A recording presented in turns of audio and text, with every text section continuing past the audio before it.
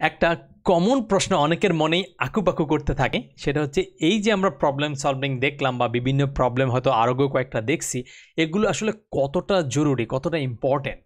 So সেইটার ক্ষেত্রে হচ্ছে আমার দুইটা ওপিনিয়ন আছে।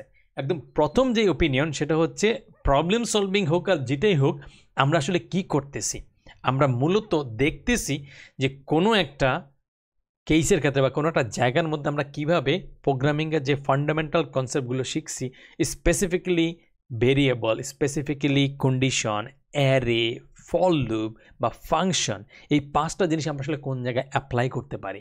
তার মানে কোনো একটা সিচুয়েশন আমাকে দেয়া হয়েছে, ওইটাকে আমি চিন্তা করি, স্টেপ বাই স্টেপ চিন্তা করলাম, তারপরে এটাকে আমি কোড লিখে ফেললাম।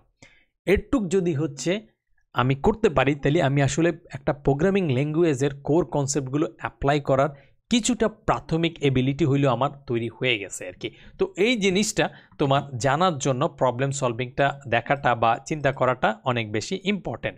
আচ্ছা, দ্বিতীয় একটা জিনিস হচ্ছে প্রবলেম সলভিংতে শুধুমাত্র এই কাজের জন্যই লাগবে বিষয়টা এমন না, তোমার চাইলে হচ্ছে আরও অনেক কাজের জন্যই তোমার লাগতে পারে। যেমন চিন্তা করে দেখো, তুমি যদি কোনো একটা জায়গায় ইন্টারভিউ দিতে চাও, এই যে ফ্যাক্টোরিয়াল বা ফিবোনাচ্চি সিরিজ, এই জিনিসটা অনেক ইন্টারভিউতে আসে, এবং আমি যে জায়গাটা চাকরি করছি অনেক লম্বা সময়, সেই জায়গাটাও আমার ইন্টারভিউতে এই ফ্যাক্টোরিয়ালটাই রিকার্সিভ ওয়েতে জিজ্ঞেস করছিল। মানে এটা জিজ্ঞেস করার কারণটা কি, কেন ওরা জিজ্ঞেস করে একটা কারণে, বোঝার জন্য যে এই যে পার্সনটা আসছে ইন্টারভিউ দিতে, সে আসলে প্রোগ্রামিংয়ের কনসেপ্টগুলোকে সে অ্যাপ্লাই করতে পারে কিনা, সে বুঝে কিনা কনসেপ্টগুলো কী সেটা কিভাবে করতে হবে। অতটুকু যদি কেউ একজন বুঝে ফেলতে পারে, তাহলে সে মোটামুটি কোনো একটা প্রোগ্রামিং ল্যাঙ্গুয়েজ বা কোনো একটা লাইব্রেরি বা এই সেই জিনিসগুলো সে কিছুটা শিখেও করে ফেলতে পারবে। সো এটা একটা প্রুফ। আর যদি তুমি একটু মিডিয়াম সাইজ বা বড় সাইজের কোম্পানিতে চাও, তাহলে এই প্রবলেম সলভিং রিলেটেড প্রশ্নের সংখ্যা আরও বাড়তে থাকে।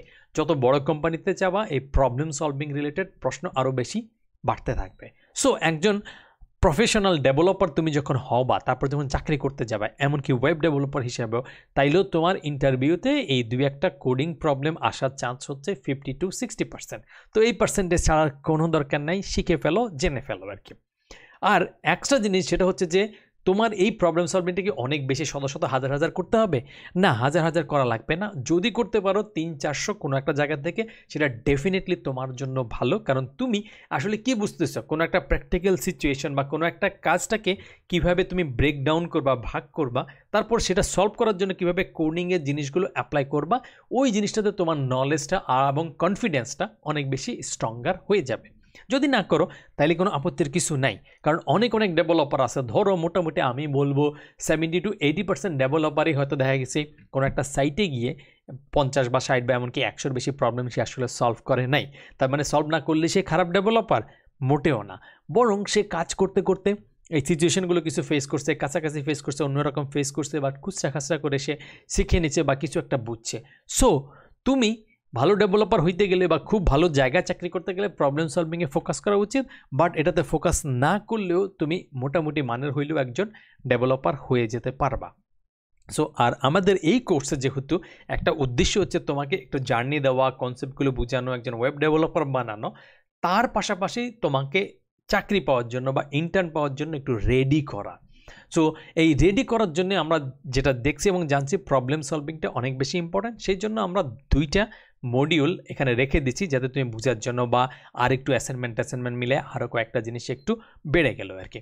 সো প্রবলেম সলভিং যদি তুমি মোটামুটি বুঝে ফেলো, পারফেক্ট। যদি মোটামুটি না বুঝে থাকো, তাহলে মন খারাপ করার কিছু নাই। সামনের দিনগুলোতে এক্স্যাক্টলি এই টাইপের প্রবলেম সলভিং তোমার লাগবে না, কিন্তু অ্যাটলিস্ট জাভাস্ক্রিপ্টের যে 5টা জিনিস বা 6টা জিনিস শিখছো, ওগুলো কিন্তু লাগবে। সো সেটা মাথায় রেখে তুমি সামনে আগাইতে থাকো।